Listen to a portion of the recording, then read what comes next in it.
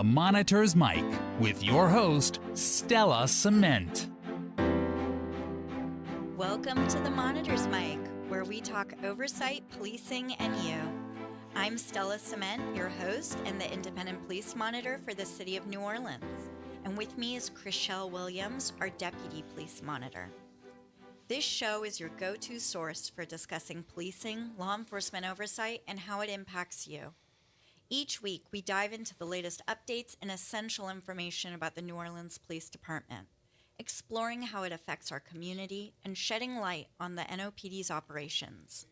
We're here to inform and empower you by unraveling the complexities of policing, updating you on the consent decree, and engaging in conversations with leaders, oversight partners, district station captains, deputy chiefs, community organizations working on policing issues, and more. From the Office of the Independent Police Monitor, we offer an independent perspective on city government. The Office of the Independent Police Monitor, OIPM, serves as a crucial civilian oversight body for the New Orleans Police Department. We ensure transparency and accountability within the NOPD by making sure the NOPD follows their policies, abides by the consent decree, and is compliant with all local, state, and federal laws. Our office operates independently from the NOPD and the federal monitors, allowing us to provide an impartial perspective on policing practices and investigations. What do we do day to day? We take complaints of officer misconduct from the public and from police officers. We review misconduct investigations conducted by the NOPD's Internal Affairs, which is called the Public Integrity Bureau.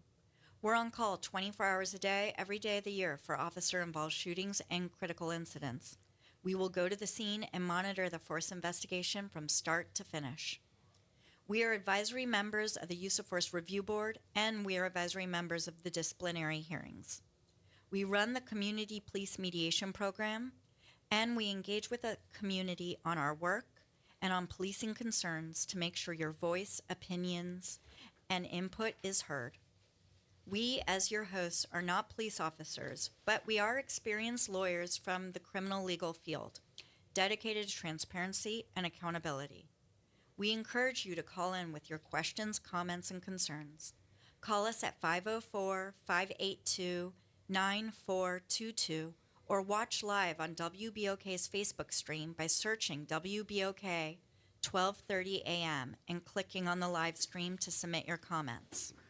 While we may not be able to address individual cases, we are committed to following up with you.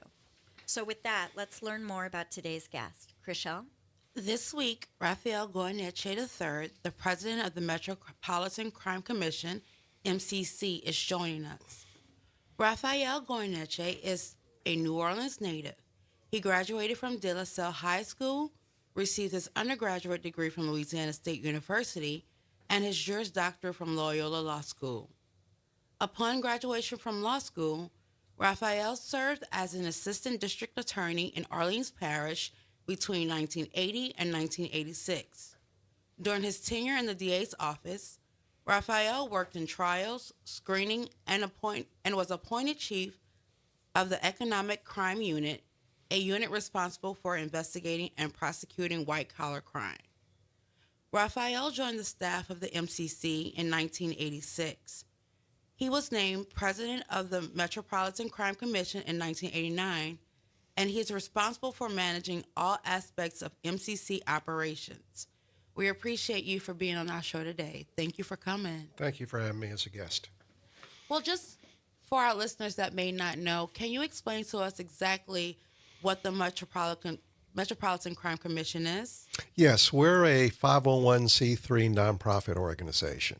So we were founded in 1952 by the business community in recognition that crime and corruption are disincentives to growth. So the business community in the early 1950s was concerned about the proliferation of crime in the city of New Orleans. And they quickly came to the conclusion that crime was out of control in large part because the police department was so corrupt internally, it was incapable of combating crime externally in the community. So they went to the political leadership and asked that something be done about the corruption in the New Orleans Police Department. And after waiting and realizing that nothing was going to be done, they did some research and discovered there was such a thing as a Citizens Crime Commission. They reached out to the oldest crime commission in the United States, Chicago, and got some guidance and formed the Metropolitan Crime Commission in New Orleans. The first staff member that they hired was a former FBI agent from Chicago, Aaron Cohn, that was brought down here. And his first order of business was to document some of the corruption in the New Orleans Police Department. The Crime Commission generated a report that was turned over to the New Orleans District Attorney's Office. And because the New Orleans business community was standing behind Mr. Cohn, the DA began to review the information that was presented. It was presented to a grand jury. Some officers were indicted, others resigned while under investigation, and the Crime Commission has been up and running ever since. Wow, that's an amazing history. Yeah, and it shows the role that citizens play and can play in demanding accountability and transparency. The mission of every law enforcement agency in this country is to protect and serve. And when that is being compromised in part because of the internal dysfunctionality of that organization, and the political leadership can't or won't do anything about it, then that's where an organization like the Metropolitan Crime Commission comes into play, and that's what the Independent Police Monitor is about as well. So you have official authority. We are a private organization. So I'm the third president of the organization. My two predecessors were both former FBI agents. I was a former state prosecutor. So the organization is governed by a board of directors. We're funded by private contributions. We receive no public funding of any sort. So everything that we receive is from the private sector, whether it's individuals, local foundations, or businesses. And our name is the Metropolitan Crime Commission, not the New Orleans Crime Commission. So when we were formulated in 1952, the four founders, recognized that we should take a metropolitan approach to our mission.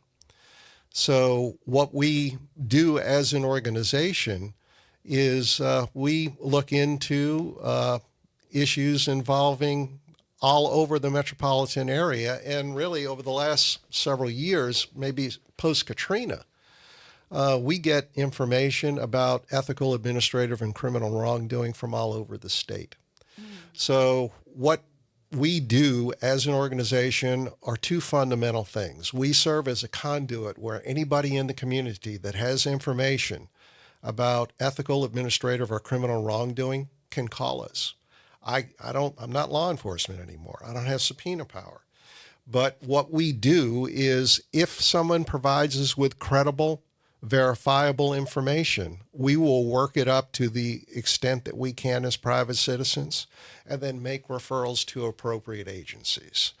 So I began keeping statistics on our anti-public corruption initiative,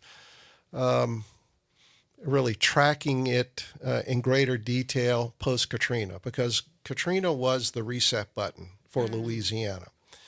And what we began to see post-Katrina was people reporting wrongdoing much more frequently than was our experience pre-Katrina.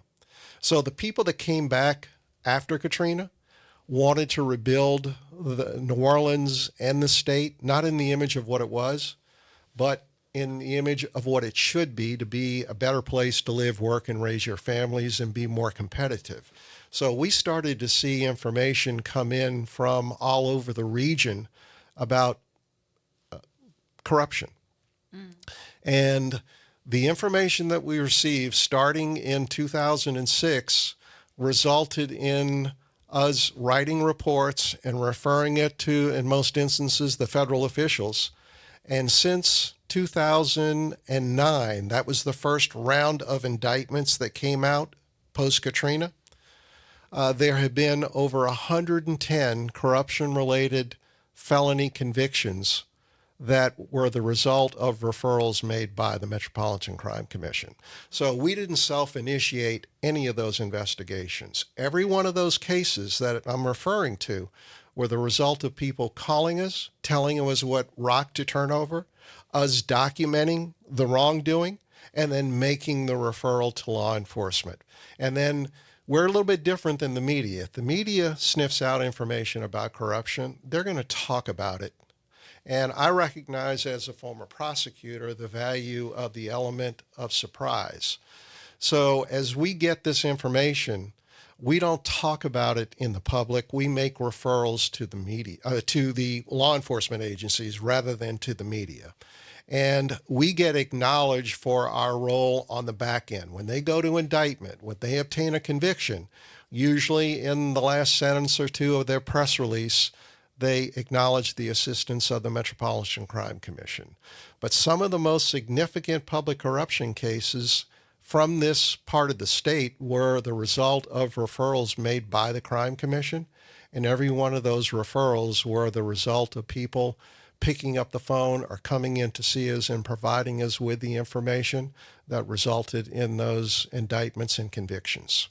Well, I'm hearing a lot of really important things there that I would just like to re-highlight for our listeners. And the first thing is just reflecting on the history of MCC and highlighting that after Hurricane Katrina, when our government was kind of dismantled in a lot of respects, and we didn't have all of those services that were in place prior to the storm and in the years prior to the storm, like, say, the Office of Municipal Investigations or other places where you were able to receive that type of assistance, MCC stepped up and took on a unique role to fill this service that was needed, where there was this gap in our systems while we were rebuilding. And it was so vital. But it's also an important lesson to take from your history, because there are people in the community that might be unhappy with things that they're seeing in their government.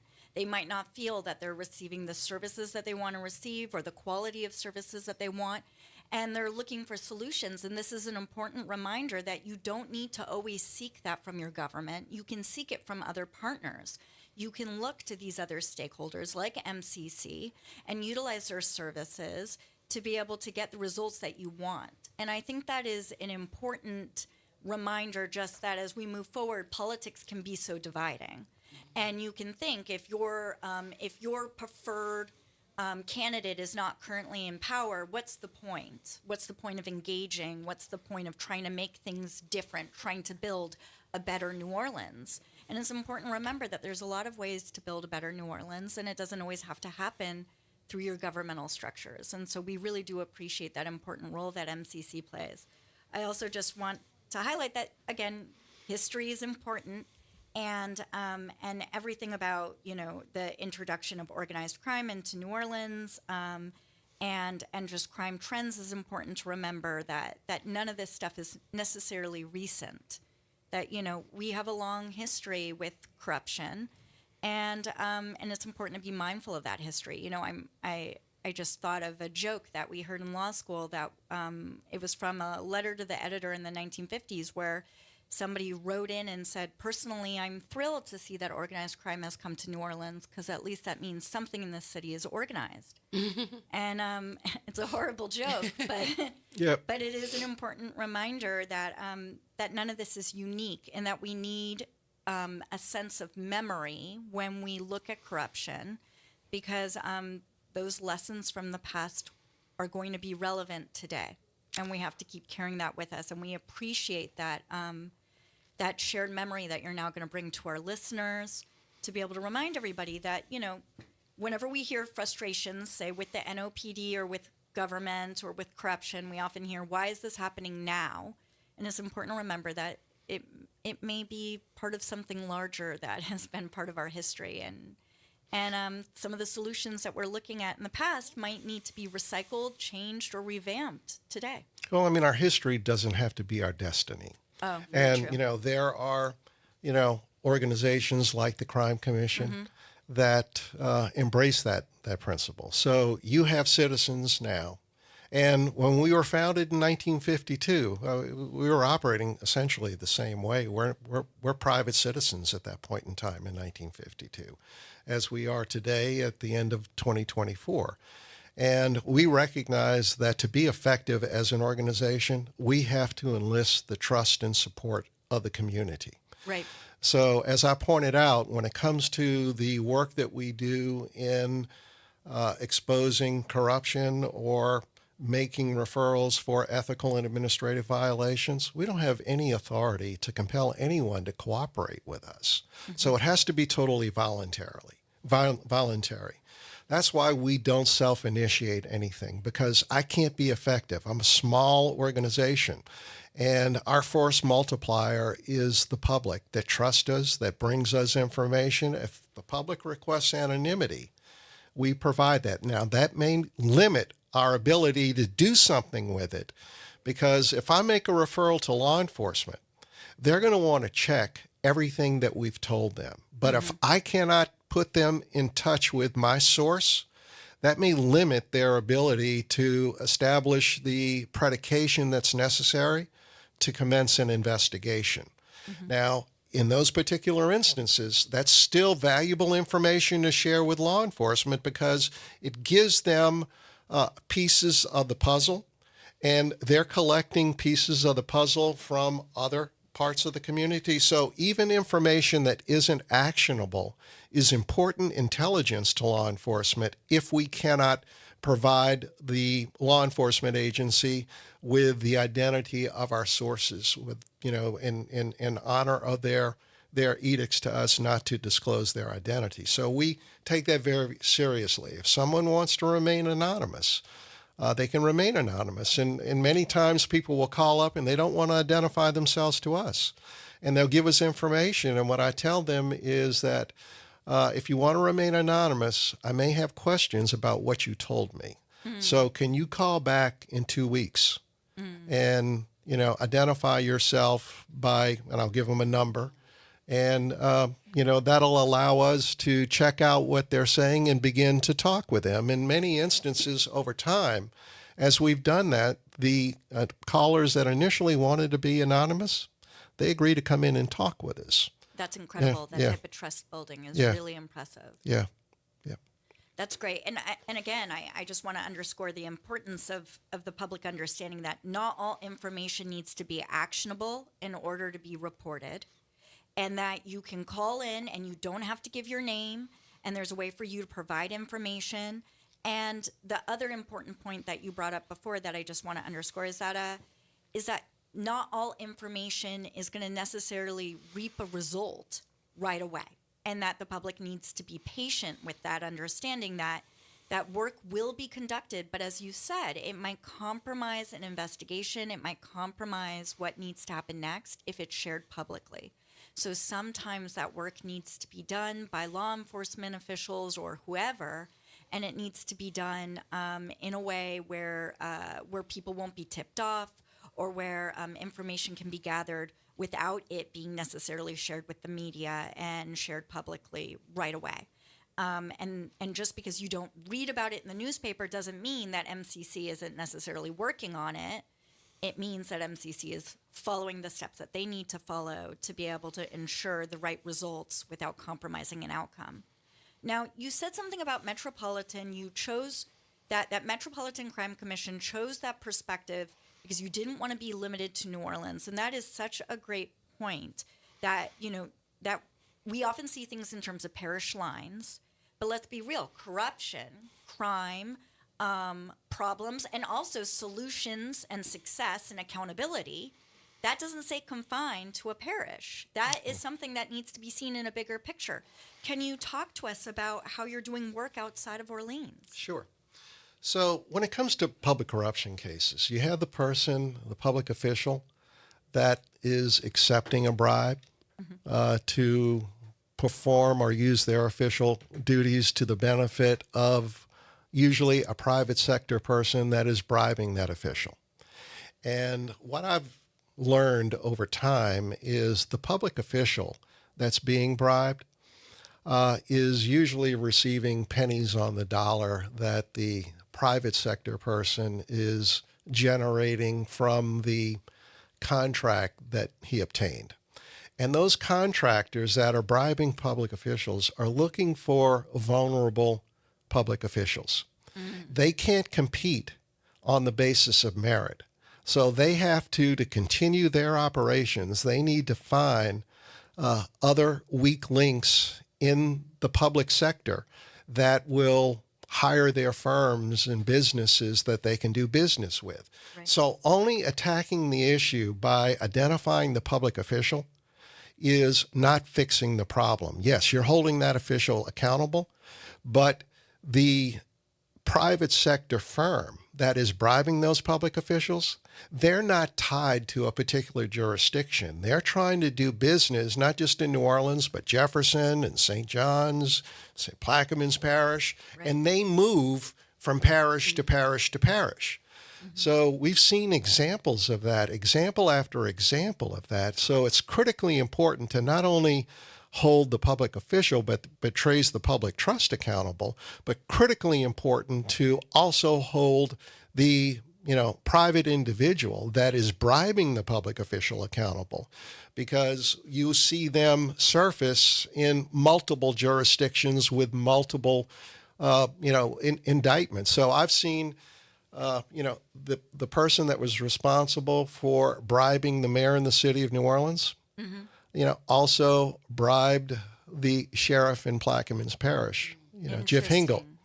So same firm, moving from one jurisdiction to another, and so we've seen individuals that were involved in corruption in one parish be indicted in other parishes as well. So I think part of the reason that I think we've been this successful is we tie together the history and the connectivity of all of the parties involved in this. We have files that go back to the 1950s. So we may get information that today is not necessarily actionable. But 6 months from now, we may get additional information that when you marry that together with what we previously have put in the file, we start to understand something and see things in a way that we weren't aware of when the initial complaint came in. And that's the same with law enforcement. They may get some information that, as you pointed out, isn't necessarily actionable at the time that they receive it.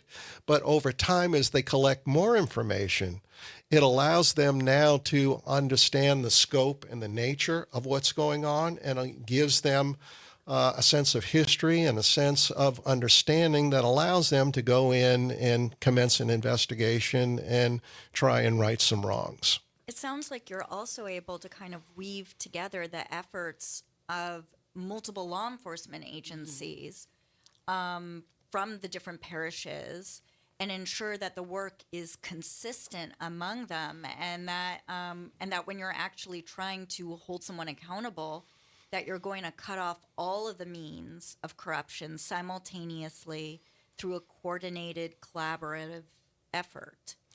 So when we make a referral to law enforcement, it's a one-way street. So we give them the information, and some of our reports may be upwards of 150 pages with supporting documents. And those reports are public, right? No, they're not. Okay, so they're private.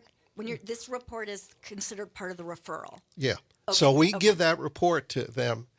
They have to independently corroborate everything that we said. So, we're going to give them some documents, but the documents that we give them aren't necessarily true copies. They're going to subpoena the documents that we provided copies of, in all of this. Okay. They're going to re-interview every fact witness that we've identified.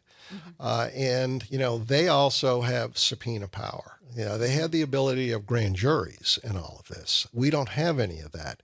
So when we make that referral, they acknowledge that they're going to open a file on it, but then we don't hear anything until they make a determination if they're going to be able to do something. The only thing that we ask in exchange is if they're not going to do anything with the information that we supplied, to let us know so that we can look for other opportunities to address the issue. That makes So we may have to wait several years for some of the referrals that we make to result in indictments and convictions and all of this. But during that time, the agencies that we make the referrals will tell us if they're still actively investigating the information that we supplied.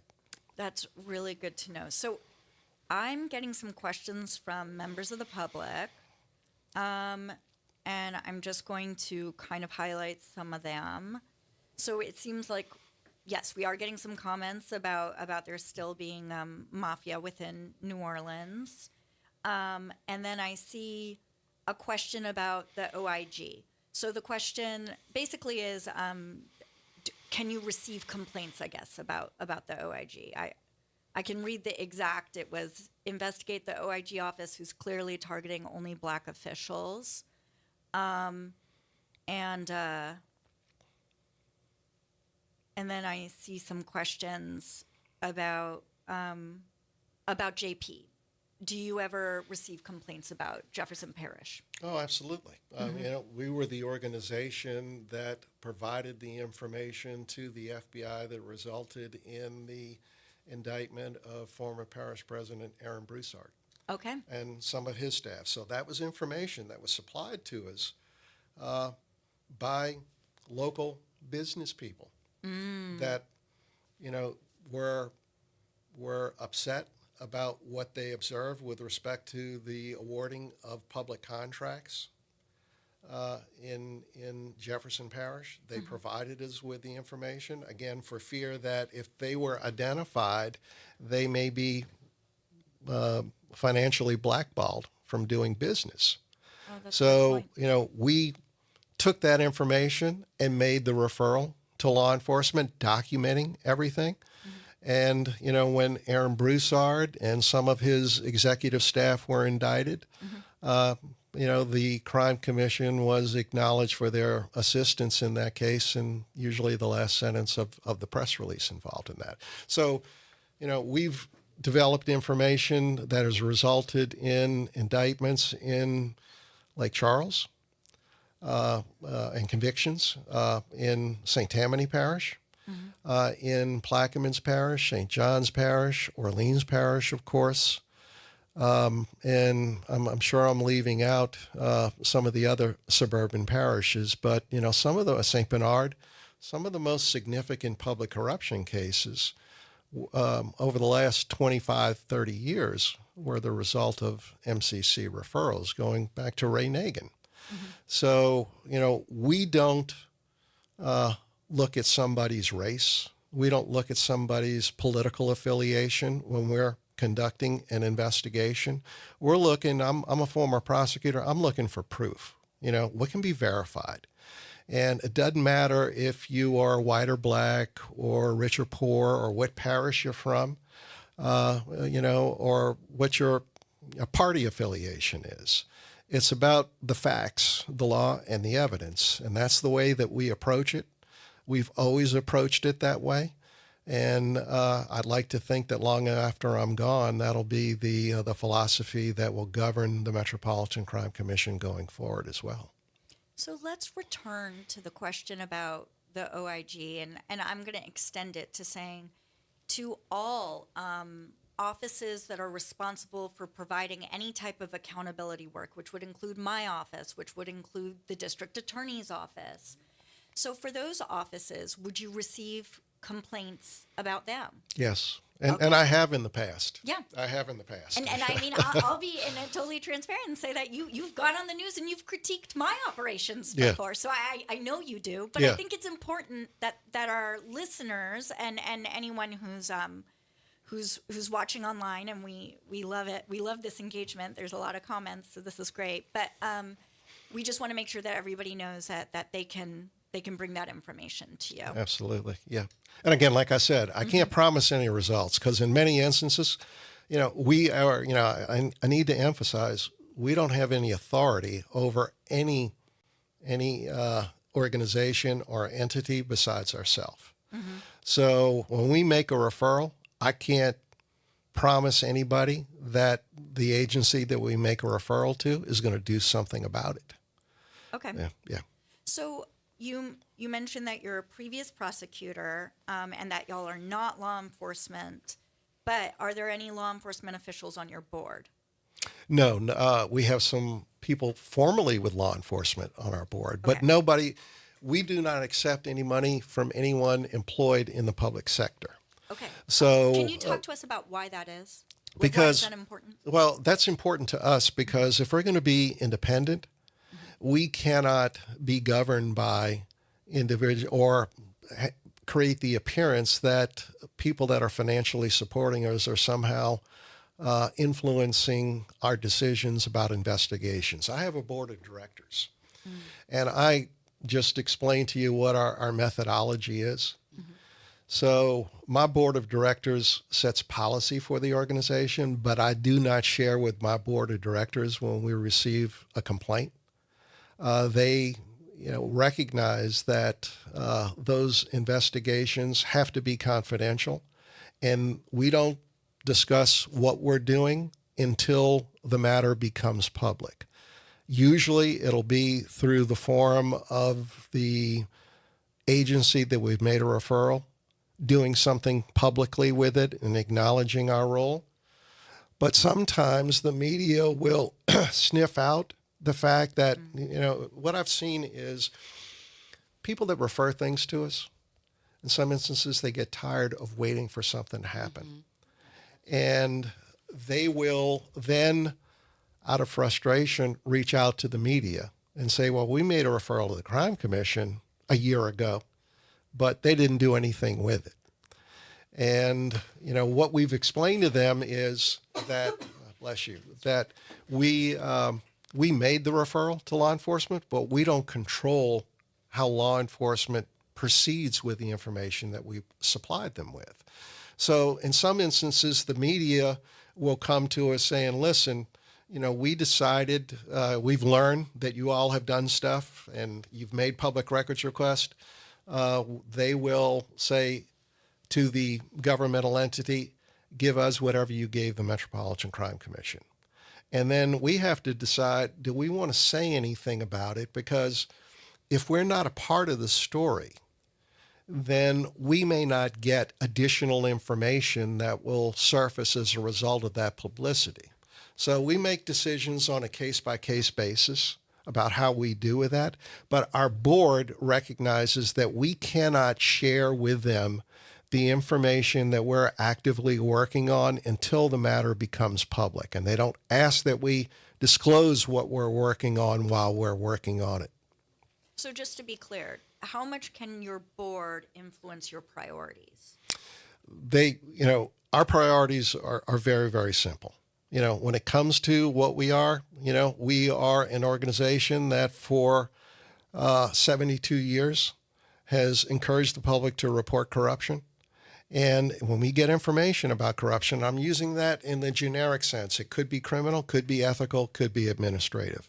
But when we get information about wrongdoing, the board entrusts the staff to decide what's the best thing to do with it and what to do with it. I work at the pleasure of the board. I don't have a contract. So I could be dismissed, on 5 minutes notice. Wow. So I don't have anything in writing, and I've been with this organization now for 39 years. So, my board financially supports us, raises money for what we're doing. I report to the board about our findings and the things that we do. Not only do we do work with exposing, corruption, but we also do a lot of research to document the performance of the criminal justice system. And because of the data that we review, when we issue a report on the performance of any component of the criminal justice system, it's based on the actual numbers. So that makes what we're saying much more compelling and powerful. And every time the media sees our reports and they reached out to us, they want us to comment about what our findings are. That is a mechanism that we leverage to keep our presence in the public's eye. So when the public sees the Crime Commission taking a position on, the performance of the district attorney's office, the police department, or commenting on the judiciary or anything like that, it makes them also remember, well, that's the group that I can report things to if I know something that is apparently inappropriate. And so that keeps our phone ringing on the anti-public corruption initiatives that we're in play, we have in play on an ongoing basis. We probably get, between 20 and 30 phone calls a month about corruption issues. That's Not every one of those is something that we can actually open a file on, right. but, our phone rings quite a bit. Yeah. That's great. And I see, speaking of phone ringing quite a bit, I see that we have a caller. So let's go on air with Miss Alicia. Good afternoon, you guys. I have a question. I'm trying to understand how this works. So you all have not gotten any complaints about the stuff that's going on, or complaints of the OIG? And when you do get complaints, what determines which complaint rises to the top where you all will investigate? But I would like for you to answer all the stuff that's been swirling about the OIG. You've not heard anything, and are you not going to do anything about that? I'll hang up and listen. Y'all have a great weekend. All right. So when we get complaints, I talked about, making referrals to federal law enforcement when it comes to criminal violations. But I also alluded to the fact that we make complaints to other entities as well. So probably over the past 30 years, the Crime Commission has filed more internal affairs complaints as an organization than any other organization in and around this area, not just in New Orleans, but in other jurisdictions as well. When we get information about some wrongdoing in the city of New Orleans, it may not rise to the level that the FBI would be willing to engage, and we may make referrals to the Inspector General's office. So post-Katrina, when the Inspector General's office was created, we were one of the advocates for creating an Inspector General's office out there. So when we get information that is relevant to the Inspector General, we will make referrals to the Inspector General. Now, the question about this Inspector General, Ed Michel, I have not received any complaints involving any wrongdoing by him or members of his staff. So, I don't know if that answers your question, but I have to have something that is actionable, and I have not received any actionable information about the performance of Ed Michel in his capacity as Inspector General of the City of New Orleans. Okay. Thank you for that. And I'm sorry, Chriselle, you wanted to ask about public record. Yes, I had a question when you mentioned earlier about your board of directors and your information you received, and they will not ask you to provide that information to them while that investigation is going on. But do you all ever receive public records requests from the media themselves? Or we're not susceptible to the Public Records Act because we're not a public organization. We're a private organization. So the Louisiana Public Records Act applies to governmental agencies. We're not a governmental agency. We're a private, not-for-profit organization. So that does not apply to us. That's our work product. All right. And I just wanted to clarify that for people who were wondering when you said the media, ask the other agencies to do Well, when we make public records requests, we don't publicize it, but sometimes the media will find out that the Crime Commission has made public records requests and say, we want to see what the Crime Commission requested. And that's one method that they use to kind of sniff out that we've been investigating something, and it allows them to jump into the issue too. So they're doing a public record request, not to MCC, but to the governmental agency that is we the have made custodian public of the records. Yes, that exactly. you did, and they're saying, show us what they requested, and then they're basically reverse engineering what your Right. concern Exactly. might be. Yes. Okay. Yeah. That's very interesting. And I want to move backwards a little about, you said something about research and you said something about relying on numbers. So how often is MCC producing data-driven reports? Weekly. So we had historically, probably 25 years ago, begun to document the performance of the judiciary. We called it our judicial accountability report.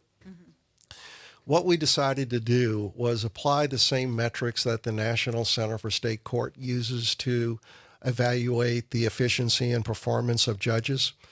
The judiciary will engage the National Center of State Courts to do a performance audit on them. And the National Center will look at metrics and then provide that report to the judicial entity that it's engaged them to do that.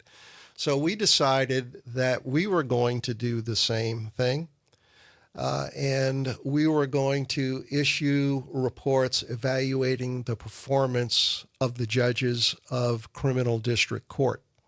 So criminal district court is the only court in Louisiana, a district court, that basically has a full-time criminal bench. Most other jurisdictions have civil and criminal responsibilities, but criminal district court is only criminal.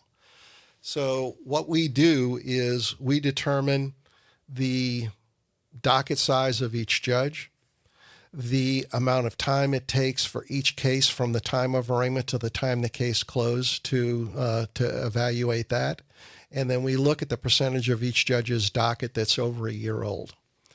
And then we rank the judges against their fellow judges on the bench because the workload under the rules of court is equally distributed among all of the judges. So the workload should be even. What we found is that some judges that are operating a very efficient section of court may have 120 cases in their open inventory. Other judges may have 400 plus cases in their open inventory. Some judges will handle and move a case from arraignment to conclusion in 7 months. Other judges may take upwards of 2 years. So why is all of that important? Well, when you take a look at the jail and the inmate population, you're seeing that the inmate population has been going up. And what happened in New Orleans is post-COVID, you had the criminal justice system closed down for 2 years. So that meant that the people that were in pretrial custody before COVID, their cases sat for 2+ years, waiting for the courts to reopen. Because if the courts are closed, you cannot adjudicate the cases. You can't move them. So it's creating a backlog in the rest of the system. So what we're seeing right now is the inmate population has creeped up past 1,500. And people are saying, well, we got too many people in jail. And yes, we do. But crime is down across the board. We issue weekly reports tracking the crime trends, and we've been doing that since 2019. So 2019 was the low water mark as far as crime over the last 30 years. And then the first year of COVID was 2020. And we started to see crime go up in 2020. At the same time that crime was starting to go up, we saw, because of COVID, police department wasn't recruiting people. We started to see officers resign. We started to see the numbers of officers declining. And as the numbers of officers declined, we saw the crime rate go up. And the people that were being arrested, their cases were sitting in court because the courts were closed. They couldn't be processed. And the inmate population is going up, and it's costing the city of New Orleans millions of dollars a year because some judges haven't managed their dockets efficiently. As I pointed out, when you have 400 open cases in your inventory, and your other peers on the bench may have 100 to 150 cases, that's a disparity that can only be addressed by the inefficiency of the judge with 400 cases. So you've got the variables are pretty much the same. You have the same prosecutor's office, same police department, and same criminal defense bar. And you've got 12 different judges in criminal district court. If 80-90% of the court can manage their dockets in a more efficient way, it's indicative of the fact that the one or two judges that aren't, the problem is with them, not with the system, and there's a real cost in that. At any given time right now, the pretrial inmate population, last time I looked, there were 232 people waiting to be tried on homicide charges. Wow. The average amount of time that those 232 homicide cases had been sitting in pretrial custody, the average was 2 years, meaning that 50% had been in pretrial custody for more than 2 years and all of that. The cost of keeping inmates in jail runs into the millions of dollars. So when the system isn't performing its responsibilities in an efficient and effective manner, the taxpayers are paying the cost of it. And the sheriff is, forced with having to deal with more inmates that she has staff to safely handle. So there is, the system is only as strong as its weakest components. We follow cases, every arrest that's made, and we've been doing this since 2019. We follow every arrest that's made, and we track it by the fact that when an arrest is made, they're booked into the jail. So we get the information from the jail about all of the bookings, and we follow the outcome of every booking, every felony booking. I don't follow the misdemeanors. I follow the felonies. Every felony. So we know that once the police make an arrest, they're going to write a report and submit it to the DA's office. We get from the DA's office their acceptance and refusal rates. We issue reports on the district attorney's office, tracking their performance, their efficiencies, identifying some of their strengths, some of their weaknesses. We issue reports on the judiciary. We talk about the crime trends that are released every week, tracking crime going up and down. And within those numbers, you start to see things that allows us to, offer some of our thoughts and opinions about what can be done to make the community safer. So a big issue that's come up over the last year is the constitutional carry legislation that was passed by the state of Louisiana. The Crime Commission and many of our supporters were adamantly opposed to constitutional carry, not because they don't believe in the Second Amendment and the right to bear arms, but because of the public safety crisis that it was going to create, particularly in the French Quarter. So when we saw crime go up, because as I pointed out, COVID hit, we started to see some trends in crime. And since we were tracking every arrest and all the reported calls for service that come in every week, we started to see some trends and talk about them before the media was aware of them. And by identifying these trends and sharing them with the media, we informed the public of what was happening. So what we began to see is when COVID hit, you saw a lot of businesses and bars close down. We started to see armed robberies dramatically decline, but carjackings went up exponentially because of that. So offenders before COVID were looking for their prey with the foot traffic that was, going from bar to bar and business to business. But because that shifted, you saw the offenders shift over to carjackings and try and steal a car with the driver in it, because not only did they get the car, they get the driver's wallet or purse, and they get the car. Many people keep guns in their car.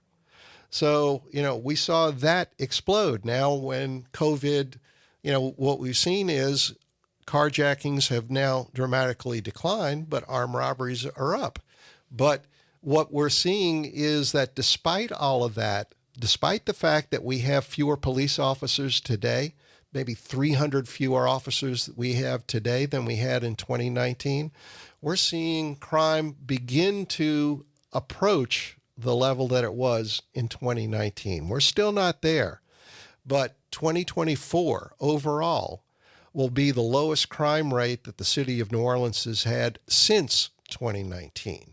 And that's a remarkable accomplishment with fewer officers. And we're talking about things that the police need to be doing. And part of that is proactive gun enforcement. When constitutional carry went into effect in Orleans Parish in August of this year, the area that was most that strategy, that proactive gun enforcement strategy was most important was the 8th District, because that's where all the foot traffic is in the French Quarter. Right. Any given day, there's a mini festival or parade in and around the French Quarter. You got 10 million visitors a year. And when the police started to bring down the crime rate, they leaned into it in the French Quarter with gun enforcement. Under the old laws in place, you had to have a permit to carry a concealed weapon.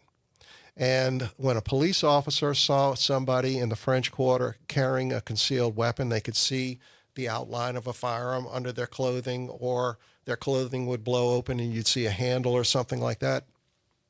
That would give the police the justification to go up and ask them if they had a permit for that weapon. Right. And if the answer was no, then the officers can begin to make an arrest.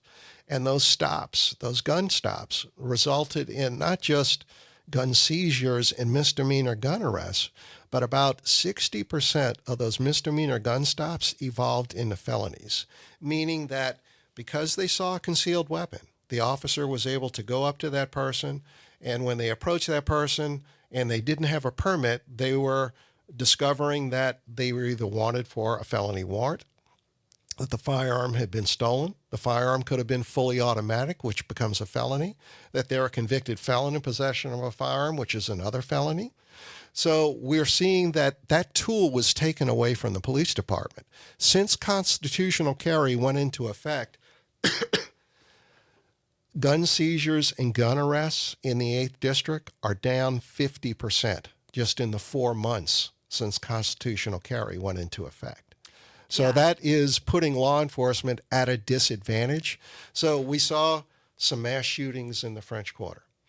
And, as recently as 2 weeks ago, where there was actually a shootout on Canal Street in the 700 block of Canal Street, and 2 people decided to open fire in the crowd, and 4 people were wounded. And in between the 2 gun people battling it out was a uniformed police officer. That weekend, there were 430 law enforcement officials on duty over the weekend of the last weekend in November. And there were 315 NOPD and 115 state law enforcement officials in there. So literally there were law enforcement in every block. And the presence of law enforcement didn't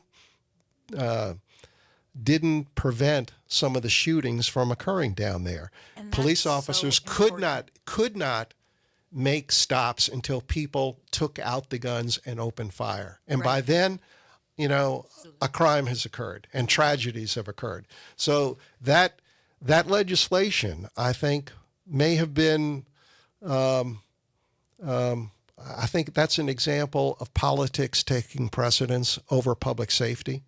If we're passing laws that are about making the community safer, under Louisiana law, there are 11 enumerated places that you cannot bring a concealed weapon.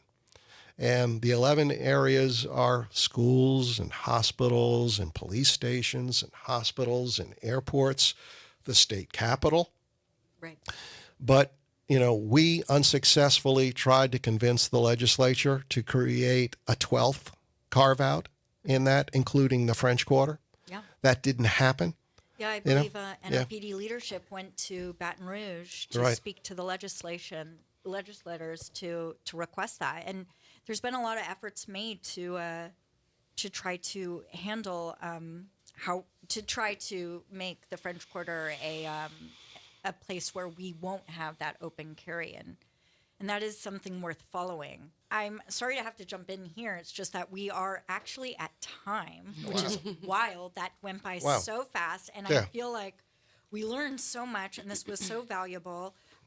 Before we go, though, you mentioned that you're a small office and you're always seeking donations and I'm sure supporters and volunteers. Is there any plug you would like to make to our listeners if anyone wants to learn more, possibly get involved? Right. So if they want to learn more about what we do, go to Metro Crime, one word, metrocrime.org. You'll see our research. You'll see the reports that we generate.